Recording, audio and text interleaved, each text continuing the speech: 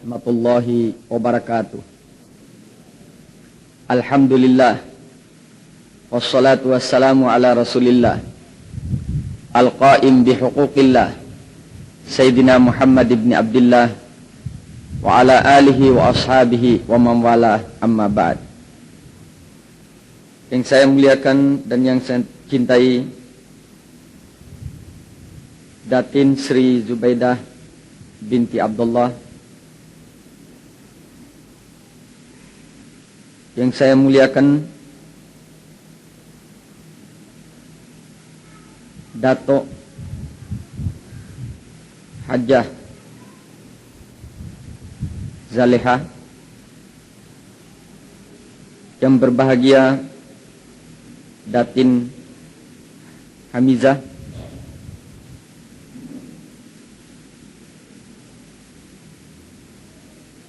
yang mulia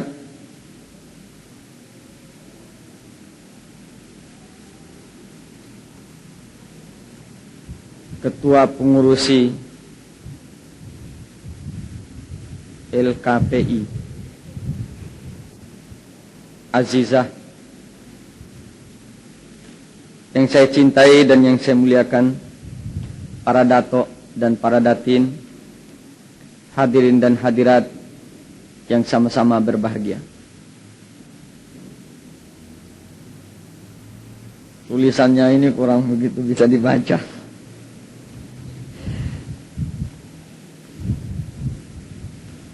Syukur alhamdulillah, pada sore hari ini kita berjumpa, kita bisa bertemu lagi.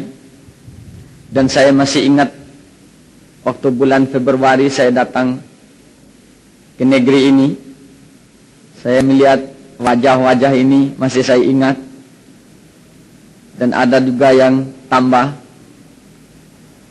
Ini merupakan satu kesadaran bagi kita untuk sama-sama berkumpul di dalam satu organisasi yang sebenarnya perkumpulan dan organisasi wanita itu bukan baru saja di zaman ini.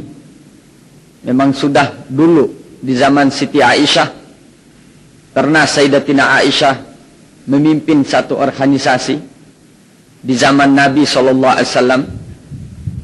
Bahkan wanita itu mempunyai peranan-peranan yang sangat penting di dalam Islam, di mana mereka apabila ada peperangan, mereka juga ikut pergi, bukan pegang senjata, tapi mereka menjadi perawat-perawat daripada sahabat-sahabat yang kena musibah di medan peperangan di zaman Nabi SAW. Wanita pula di dalam Islam terjun di bidang olahraga itu sudah di zaman Nabi. Ibu-ibu di sini ikut lari maraton apa enggak? Ikut. Di zaman Nabi, Siti Aisyah pernah berpacu kuda dengan Rasulullah SAW. Dari lihainya Siti Aisyah menunggang kuda, Siti Aisyah punya kuda lebih laju dari Nabi Muhammad SAW. Sampai di finish Nabi berkata, memang kamu lebih hebat dari saya ya Aisyah. Dan selalu Nabi memanggil Siti Aisyah Humaira, mawar merah. Ini satu contoh tinggi dan mulianya kepribadian Nabi Muhammad di dalam memuliakan wanita. Di dalam segi perjuangan, Siti Khadijah alaihissalam adalah merupakan penunjang utama di dalam perjuangan Nabi SAW dalam pada Nabi menyampaikan agama Allah. Betul Nabi mempunyai kekuatan dan kesanggupan, tetapi pendorong yang lebih aktif di waktu itu adalah istri terdekat dari Nabi Muhammad SAW yang bernama Siti Khadijah binti Khuwailid. Siti Khadijah seorang kaya raya, punya uang banyak, punya harta, dan pandai berdagang.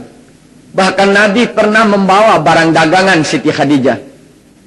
Kecantol Siti Khadijah jatuh cinta kepada Nabi Muhammad SAW karena beliau melihat kepribadian dan perangai yang sangat mulia yang dipegang dan dimiliki oleh Nabi Muhammad SAW.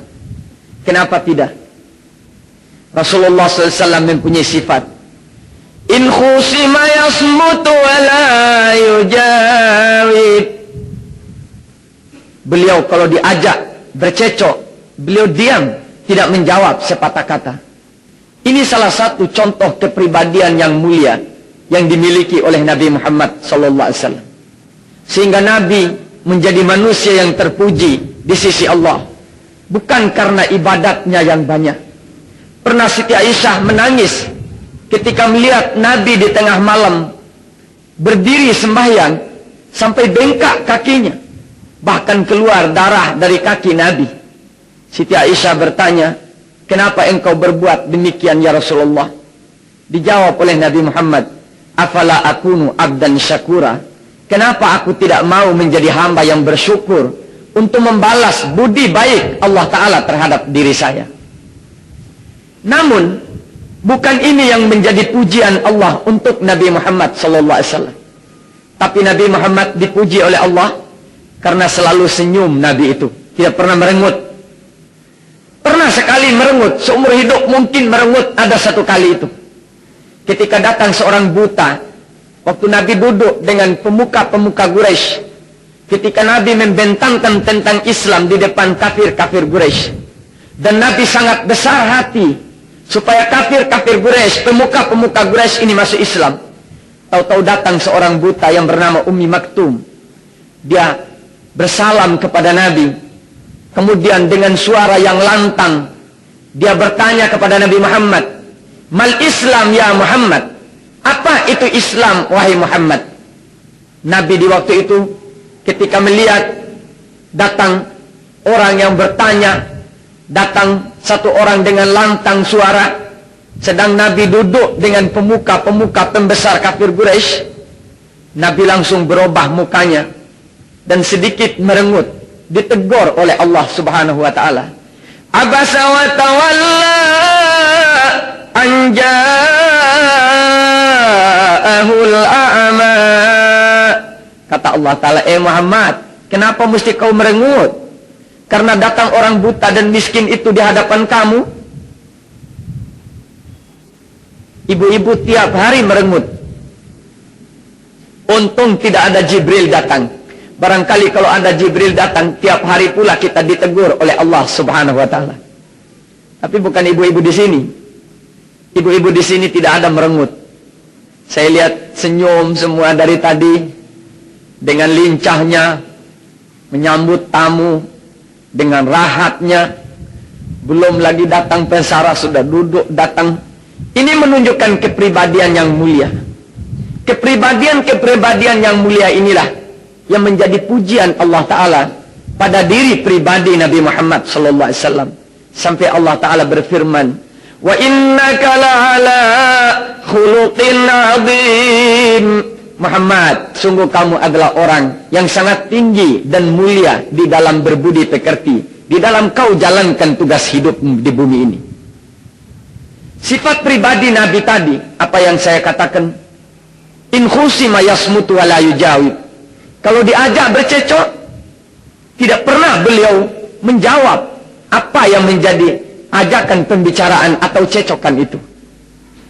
Ini saya kira, kalau kita patut mengikuti akhlak Nabi, mungkin satu kali waktu, kadangkala maklum manusia tidak sepi daripada setan, karena setan ini memang sengaja diciptakan oleh Allah untuk menggoda dan menguji manusia, sampai di mana manusia dapat menahan nafsu dan dapat mendekat dengan Allah SWT. Dibikinkannya setan ini mulai dari ibu Hawa, Siti Hawa kita, sampai menjadi turun-temurun waris Siti Hawa kepada kita, ditipu oleh iblis.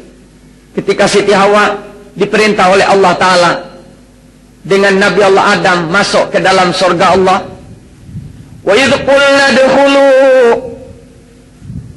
وَقُلْنَا يَا آدَمُ اسْكُنْ أَنْتَ وَزَوْجُكَ الْجَنَّةَ وَكُلَا مِنْهَا رَغَدًا حَيْثُ شِئْتُمَا وَلَا تَقْرَبَا هَذِهِ الشَّجَرَةَ فَتَكُونَا مِنَ الظَّالِمِينَ.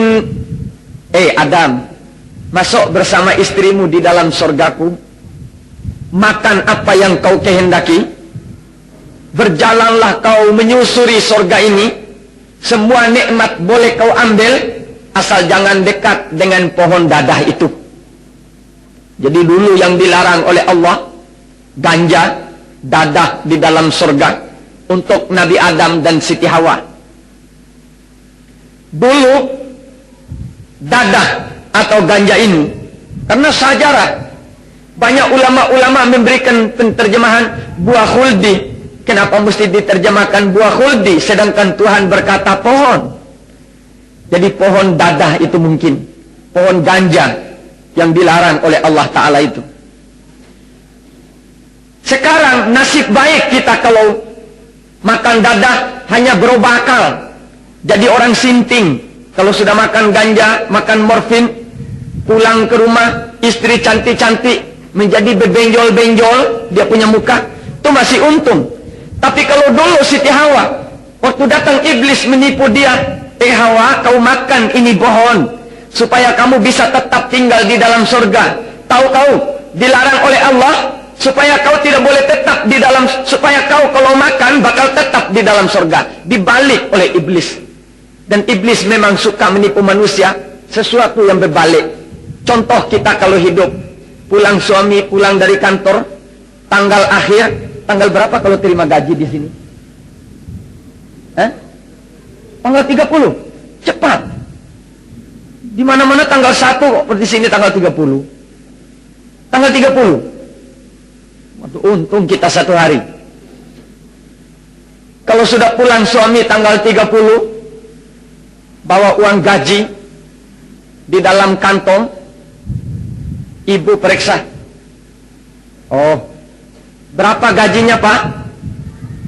10.000 ringgit. 10.000 ringgit. Berapa gaji? Sampean berapa gaji?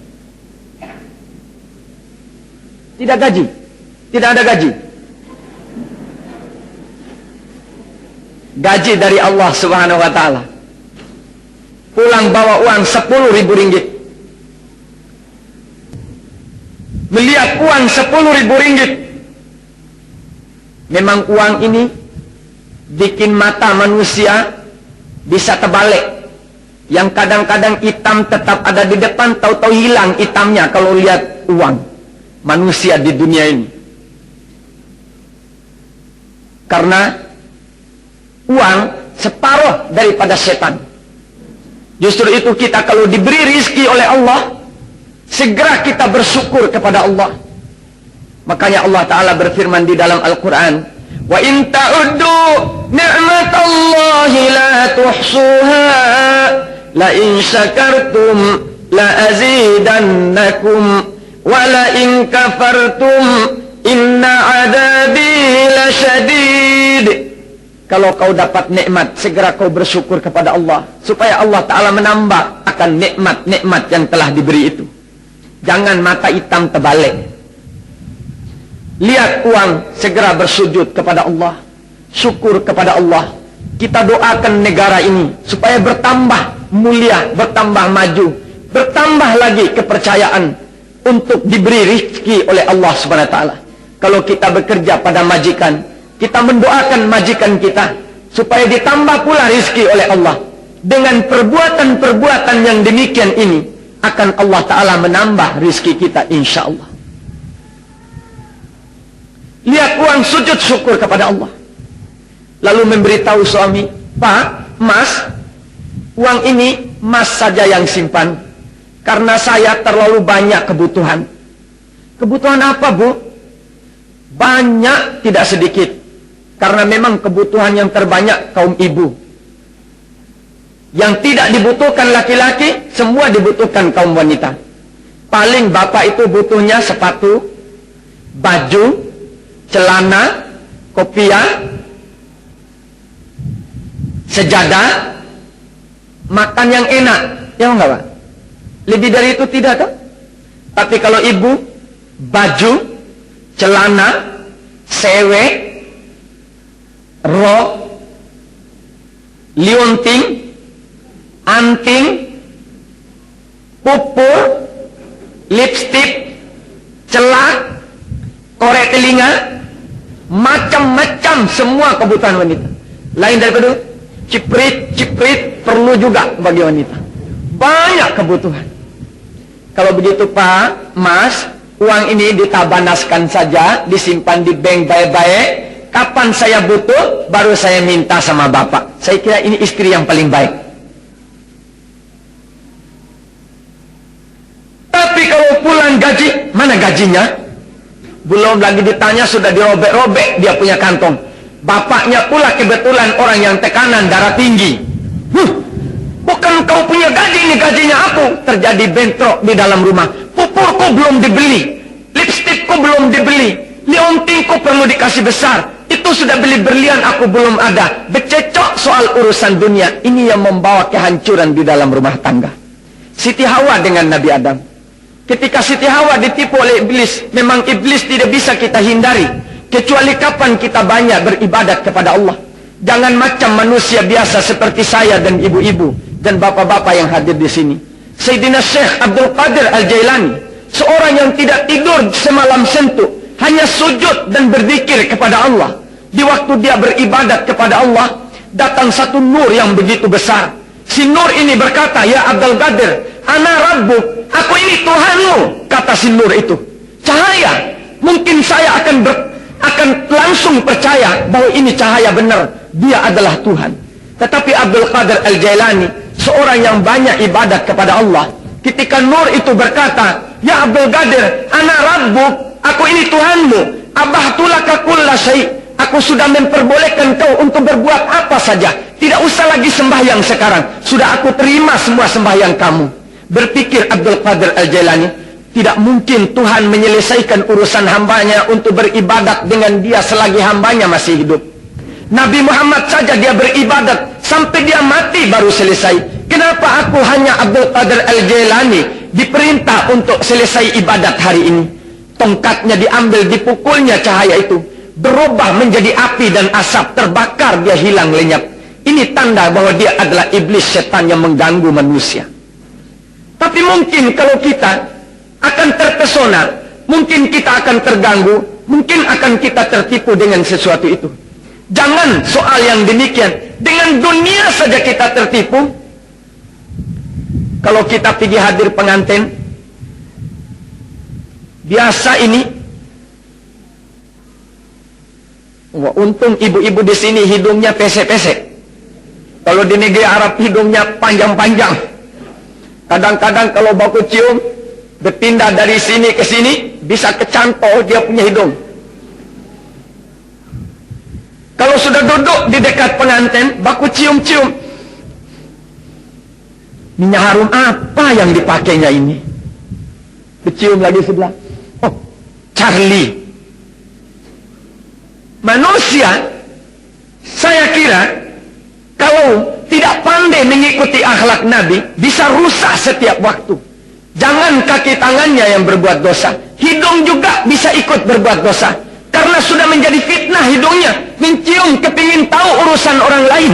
Ini tidak diperkenankan oleh agama kita.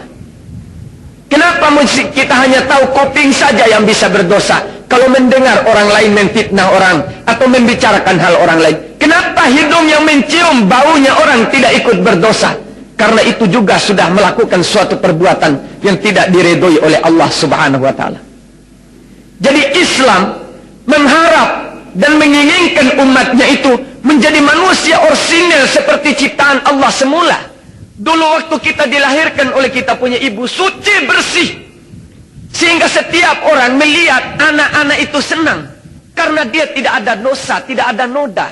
Semua kepingin mau lihat, walaupun babynya ini hitam, jelek, tapi senang kita memandangnya karena tidak ada dosa yang menghinggapi anak itu. Hidup yang demikian disebut fitrah. Tetapi kita umat Muhammad, begitu mulia Allah Ta'ala, begitu kepinginnya Allah Ta'ala, kita sebagai umat Muhammad ini supaya selalu fitrah, setiap tahun 1 bulan diambil oleh Allah untuk pelebur dosa kita 11 bulan. Disuruhnya kita berpuasa di bulan Ramadan. Puasa kita dengan khusyuknya kepada Allah. Kecuali yang datang bendera merah, diliburkan oleh Allah Ta'ala. Boleh libur, pensiun. Pensen kata orang di sini. Pensen seminggu, boleh. Di dalam 1 bulan dia melebur dosa. Sampai datang hari raya Idul Fitri. Datang hari raya Idul Fitri, masih lagi kepingin Allah Ta'ala mensucikan kita. Diperintahkan lagi kita supaya kasih keluar zakat fitrah. Makanya habis puasa dan habis mengeluarkan zakat fitrah, dosa kita dengan Allah Ta'ala sudah semua dihapus oleh Allah Subhanahu Wa Ta'ala. Tinggal lagi dengan sesama teman. Kita pun tidak putus asa. Barangkali di dalam berhari raya kita pergi sholat id, atau ketemu teman, kita bersalam-salaman, untuk satu sama lain minta maaf. Bahkan ada yang dengan ikhlas, di rumahnya, walaupun tidak ketemu temannya, dia ingat, mungkin si fulan pernah berbuat salah kepada saya. Ya Allah, aku maafkan dia ya Allah. Pernah dulu, seorang sahabat Nabi SAW, yang bernama Abdullah. Si Abdullah ini duduk di dalam majlis Nabi Muhammad SAW. Karena menjadi rutin bagi Nabi, setiap habis sembahyang asar, beliau Rasulullah mengajar sahabat-sahabatnya tentang agama syariat Islam ini. Waktu Nabi duduk dan semua sahabat sudah hadir, ada Abu Bakar Siddiq, ada Sayyidina Umar, ada Sayyidina Ali, ada Sayyidina Uthman. Semua sahabat sudah pada duduk. Tapi Nabi tidak mengutarakan sepatah kata dan tidak memulai pengajiannya. Tidak memberikan nasihat dan tidak mengajar. Bahkan Nabi hanya menundukkan kepala. Si Abdullah ini timbul pertanyaan di dalam hati. Kenapa Nabi ini kok tidak mengajar-mengajar? Sahabat yang lain pun berkata demikian. Kenapa Nabi dari tadi kok diam saja tidak mau bercakap? Akhirnya Nabi angkat kepala, lalu Nabi berkata, "Sayadkhulu alaikum rajulun min ahlil jannah." Sebentar lagi akan masuk seorang ahli surga. Tahu-tahu masuk seorang tua yang sudah lanjut usianya.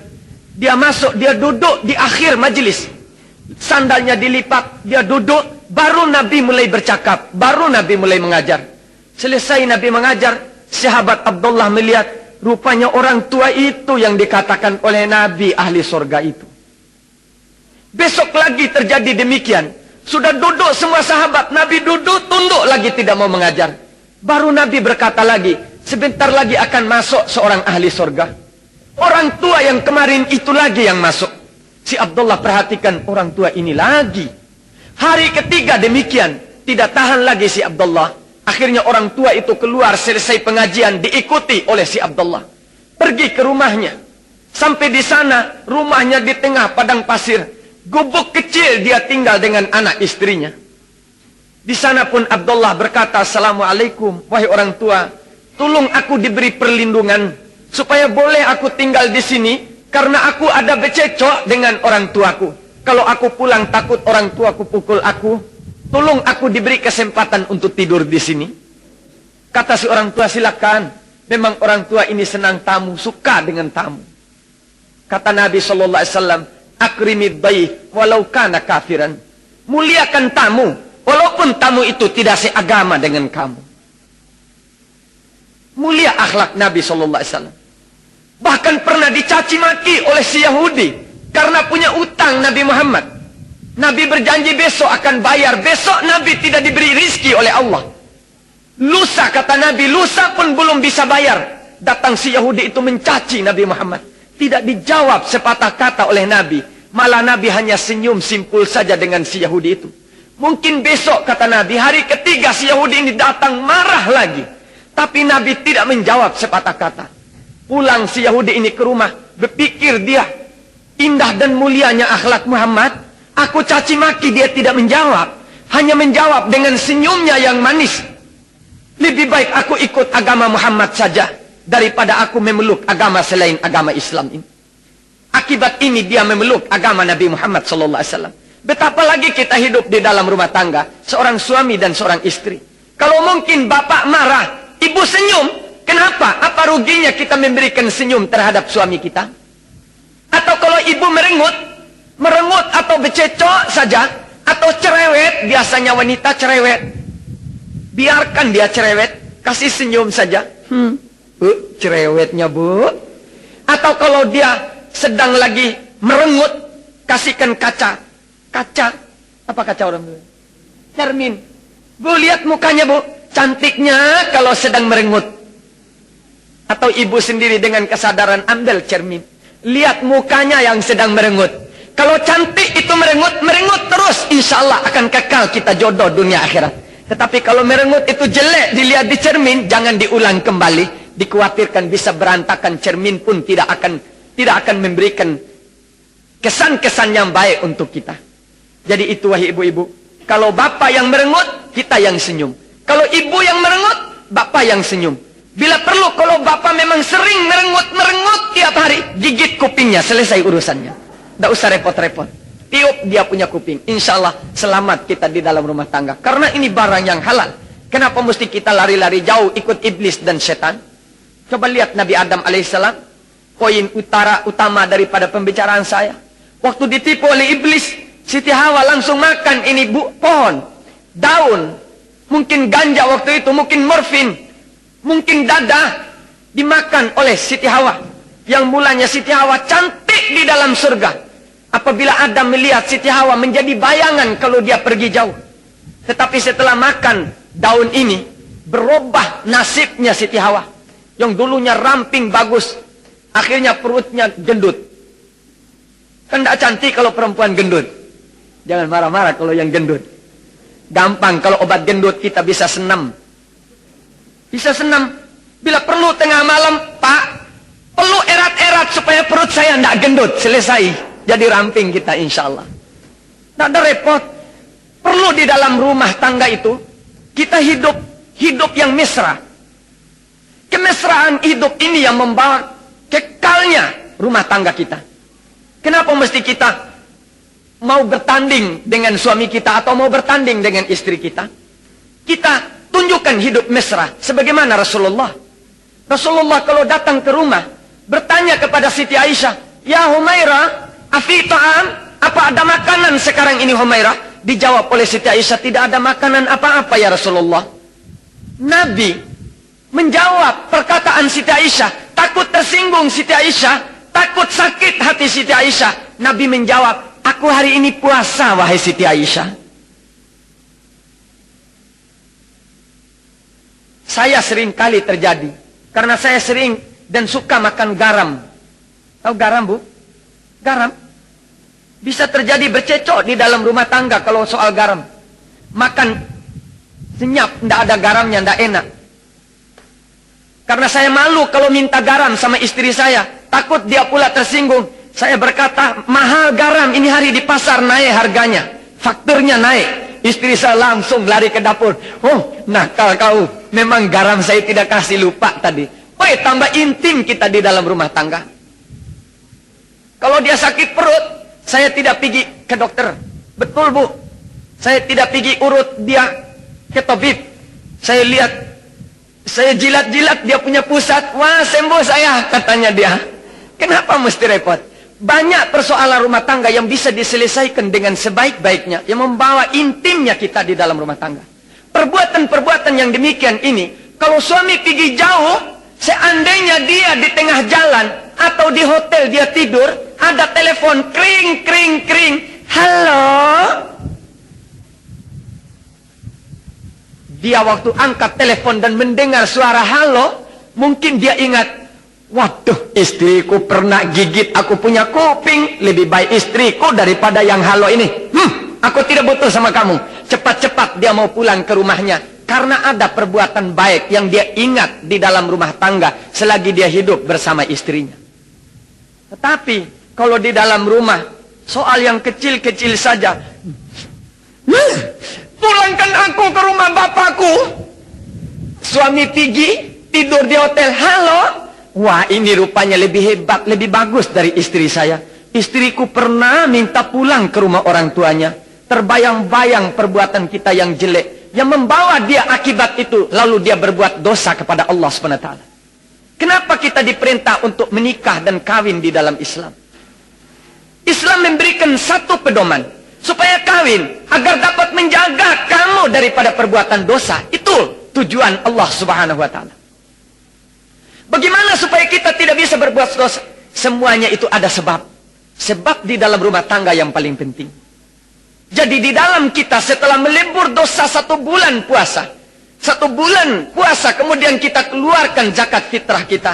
Kita bersih daripada dosa, supaya nanti habis daripada puasa itu tadi, kita selesaikan apa yang sudah lalu, dengan kita tutup semua yang salah, yang tidak baik dengan segala kebaikan. Insya Allah kita akan menjadi orang yang fitrah, sebagaimana waktu kita dilahirkan oleh ibu kita. Kalau dia punya suami, suami akan melihat dia seperti kita melihat baby yang tidak punya dosa dan noda. Manusia diberikan oleh Allah Ta'ala mempunyai hati yang sangat luar biasa kekuatannya.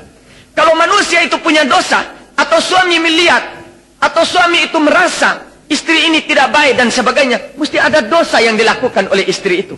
Begitu pula istri, barangkali dia cemburu sama suaminya, tentu ada perasaan di dalam hati yang mengetuk hati dia. Mungkin suami ini memang pernah 1 kali berbuat salah, yang terbayang-bayang di dalam hati yang bening daripada istri yang solehat. Mungkin dia berbuat begini, lalu timbul cemburu, timbul sakit hati dan sebagainya. Karena itu Islam mengharapkan supaya manusia hidup, supaya hidup menjadi orang yang soleh dan orang yang solehat. Dia memperbaiki semua urusan pekerjaan hidupnya, baik di dalam urusan ibadat maupun urusan duniawiyah dan urusan ukhrawiyah. Siti Hawa habis makan daun tadi, dia pun berubah. Perubahan yang pertama, keluar 2 gunung. 2 gunung keluar. La ilaha illallah, kok ada bisul saya akibat makan buah itu. Ketemu darah. La ilaha illallah, kok ada darah saya ini. Jadi dosa Siti Hawa menjadi warisan daripada kaum ibu sampai sekarang ini. Sehingga kadangkala kita mungkin kalau suami berbuat salah, tidak mau kita lupakan apa itu kesalahannya. Kadangkala pula suami kalau melihat istri berbuat salah, tidak mau dia lupakan kesalahan itu. Tetapi bagi Nabi Adam dan Siti Hawa, tidak menjadi persoalan kesalahannya. Datang Nabi Adam, dilihat oleh Siti Hawa, karena perubahannya sudah berlainan dengan semula, yang dia bayangkan mungkin akan diusir dari surga ini, tidak mau dia pergi sendiri. Datang Nabi Adam, Siti Hawa berkata, "Manga." Manga itu bahasa Jawa, buka mulutmu. Nabi Adam memang biasa, waktu pertama kawin dulu, cinta sama Siti Hawa luar biasa. Mungkin ibu-ibu juga dulu begitu. Waktu dulu kawin pertama, nostalgia masa lalu bu. Waktu malam pengantin pertama, ketika masuk kamar, berdua dikunci di dalam kamar, istri kita ambil apel atau anggur. Ma, buka mulutmu. Dikasih anggur, dimakan sama suaminya. Suaminya pula, kau juga makan. Sama-sama. Ini diingat oleh Nabi Adam. Ma, buka mulutmu. Tidak dipikir apa yang dikasih masuk di dalam mulutnya ini. Buka mulut Nabi Adam. Dimasukkan daun itu oleh Siti Hawa. Memakan Nabi Adam. Setelah terasa bahwa ini buah daun larangan Allah Subhanahu wa taala, pohon larangan Allah Subhanahu wa taala. Dia mau buang, tidak bisa lagi terbuang. Mau telan masuk ke dalam, tidak lagi bisa telan masuk ke dalam. Akhirnya kesangkut di sini. Makanya laki-laki semua benjol di sini. Ini warisan dari Nabi Adam alaihissalam. Supaya bisa kita ingat sejarah mereka berdua. Karena itu setiap kita mau kawin, setiap habis angkahtuka wa zawatuka, kita dibacain doa. Allahumma alif bainahuma kama allafta baina Adam wa Hawa. Ya Allah, jadikan mereka berdua pengantin ini cinta kasih dan ikat tali persaudaraan sebagaimana cinta kasih Siti Hawa dan Nabi Adam alaihissalam. Dibuang ke bumi. Nabi Adam dibuang di atas bukit Jabal Mount Adam di Ceylon. Siti Hawa dibuang di Arafat. Karena mereka ingat dulu kebaikan pernah terjalin di dalam surga Allah. Suka saling kasih makan. Ibu-ibu sekarang malu kalau sudah umur. Aku sudah 45 tahun malu. Kenapa mesti malu? Makan bersama suami. Ambil nasi suap ke suaminya. Insya Allah. Pergi suami ke tempat lain, dia ingat, aduh baiknya istri saya, dia suap nasi di mulut saya. Ingat dia selalu, mana bisa kawin lagi dia. Tapi karena kita macam-macam, maka suami itu, dia lihat perempuan cantik, aku mau kawin lagi. Dilihat yang hitam manis, aku mau kawin lagi. Karena dia tidak ada yang diingatnya perbuatan baik kita. Tapi kalau banyak yang dia ingat, disuap, digigit dia punya kuping, diurut-urut dia punya belakang, dikitik-kitik dia kalau pulang dari kantor. Coba kalau dia pulang dari kantor, kan capek, ketek-ketek tiap hari. Atau mungkin panik dia waktu sidang. Pulang dari kantor, ketek-ketek, keri-keri dia. Kau lupa dia segala apa yang di kantornya, lupa capeknya, lupa yang disibukkannya di kantor, karena perbuatan kita yang baik. Ini tujuan Allah Ta'ala menciptakan wanita untuk menyenangkan suami, insya Allah. Inilah yang disebut imra'atun solehat. Kalau ibu sia-sia ibadat, tidak memberikan kesenangan kepada suami, saya kira perbuatan ibadatnya hanya untuk kepentingan diri pribadi saja. Tidak membawa kebahagiaan untuk orang lain. Kalau hanya ibadat saja, perlu apa? Tetapi suami tidak dihormati, tidak dimuliakan, tidak diberikan kebahagiaan, tidak menjaga rumah tangga yang sebagus-bagusnya. Alangkah rugi perbuatan ini. Mungkin ibadat ditolak oleh Allah Subhanahu wa taala. Di dalam hukum, di dalam syariat, seorang wanita sembahyang sunat, Allahu Akbar, sunat, lalu dipanggil oleh suami. Kalau khawatir suami itu marah, duduk, selesaikan sembahyang, salam, assalamualaikum warahmatullahi wabarakatuh. Tidak usah sampai 2 rakaat, langsung duduk, pergi menyambut panggilan suami, lebih afdol daripada sembahyang sunat 2 rakaat. Begitu pentingnya taat kepada sang suami di dalam Islam, ajaran Allah SWT. Sebab kalau kita sudah taat kepada suami, mati akal suami itu, hilang akal dia, pasti dia menjadi orang yang soleh dan orang yang baik, orang yang sangat cinta kepada istrinya. Ini yang dapat saya sampaikan kepada ibu-ibu. Fitrah kita yang perlu kita kembalikan sebagaimana yang waktu dilahirkan oleh ayah dan ibu kita. Habis kita dilahirkan, perlu kita jaga kebaikan dan keutuhan kita. Sebagaimana yang saya cerita tadi, sahabat Nabi, si Abdullah datang ke rumah orang tua itu. 3 hari 3 malam dilihat oleh Abdullah, kelebihan ibadat dari orang tua ini tidak ada. Sampai dia bertanya di dalam hatinya, apa tidak keliru Nabi berkata orang tua ini ahli surga? Sehingga membawa Abdullah untuk bertanya kepada orang tua ini, wahai orang tua, kerja apa yang kau lakukan sampai Nabi 3 hari berturut-turut kau dikatakan ahli surga? Dijawab oleh orang tua itu, tidak ada yang saya lakukan, kecuali saya kalau mau tidur malam, tidak saya letakkan kepala saya di bantal, kecuali saya mengangkat dulu tangan saya kepada Allah SWT berdoa, ya Allah, kalau ada teman dan saudara saya berbuat salah kepada saya, berbuat dosa kepada saya, tolong diampuni dan dimaafkan dosanya itu ya Allah. Hanya ini perbuatan saya, kata si orang tua itu. Kata si Abdullah, perbuatan ini sulit untuk dilakukan oleh orang biasa. Kita kadangkala kalau ada orang berbuat salah, kita tahan, biarkan, nanti kau akan kubalas. Malah kita kadangkala berdoa, ya Allah, binasakan dia, kenakan bala supaya tahu rasa dia berbuat salah kepada saya. Ini tidak diperkenankan oleh agama. Nabi SAW pernah melakukan demikian ini. Karena Nabi adalah contoh tauladan yang paling baik untuk diikuti. Waktu mati Abu Jahal di medan peperangan Badar, Nabi berdiri di atas kuburnya Abu Jahal. Lalu Nabi berdoa, ya Allah, kasih binasa, kasih azab Abu Jahal ini, biar dia tahu rasa daripada perbuatannya. Ini sudah mati.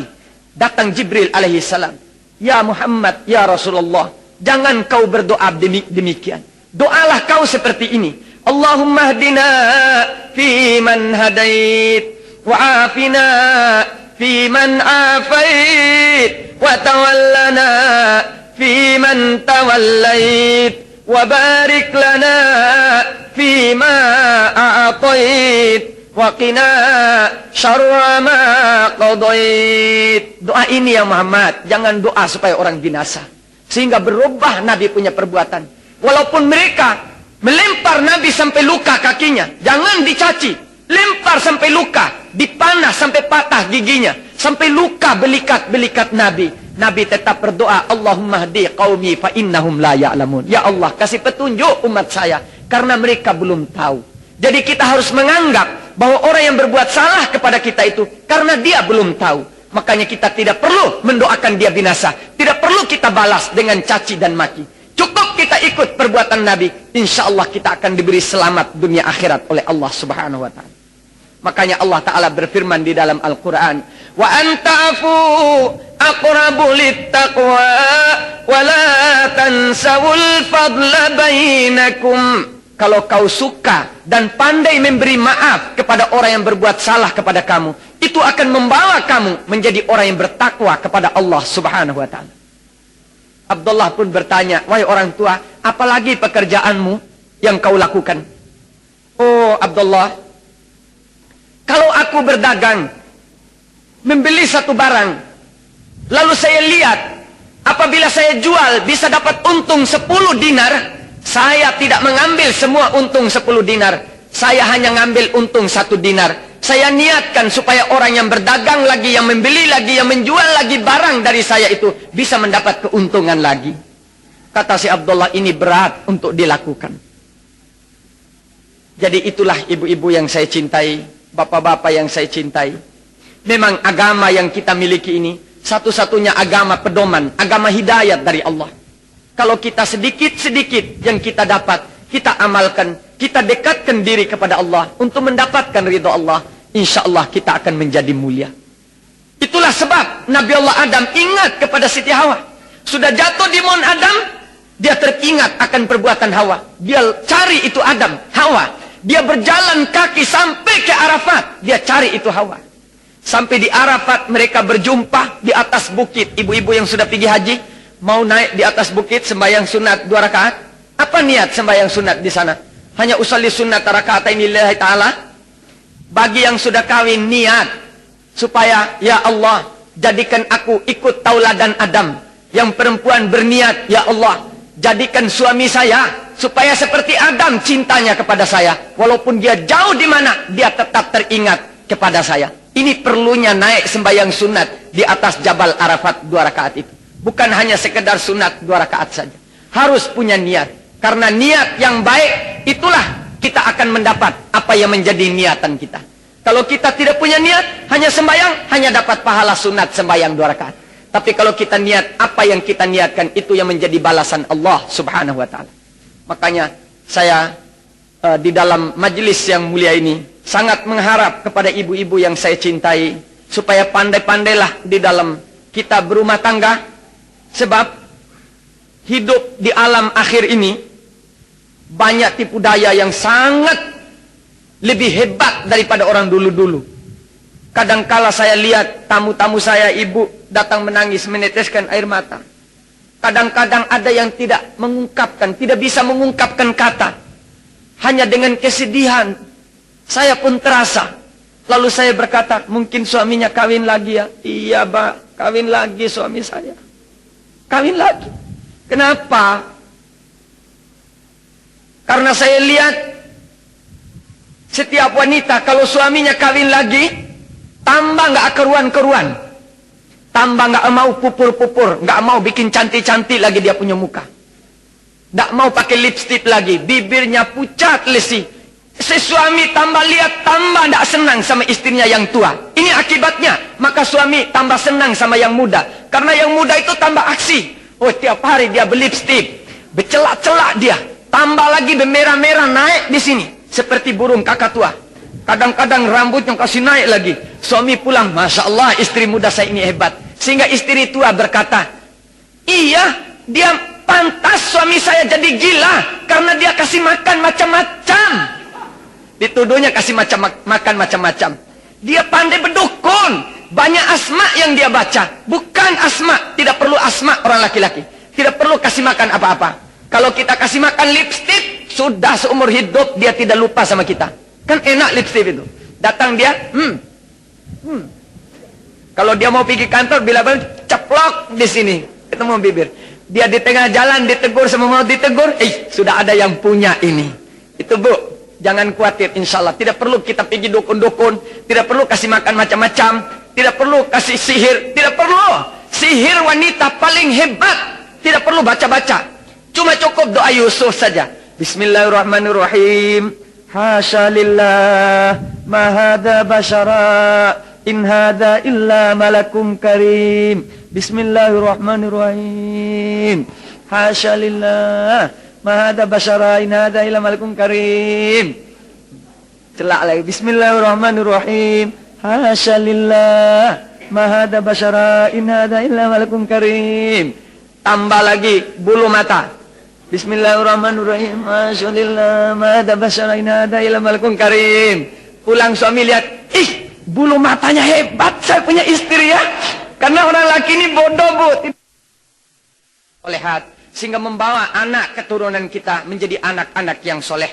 Mudah-mudahan suami-suami kita, istri-istri kita, lihat, sehingga membawa anak keturunan kita menjadi anak-anak yang soleh. Mudah-mudahan suami-suami kita, istri-istri kita menjadi pembimbing, menjadi imam yang membawa kepada ketakwaan kepada Allah Subhanahu wa taala. Mudah-mudahan Allah Subhanahu wa taala mengampuni dosa kita, menunjukkan kita jalan yang baik, memberikan kepada kita hidayah, taufik, dan membawa kita serta mengajak kita kepada jalan yang diredhoinya dan dipanjangkan umur kita sehingga akhir hayat kita pula diakhiri dengan wafat husnul khatimah. Wabillahi taufiq wal hidayah. Assalamualaikum waalaikumsalam warahmatullahi wabarakatuh.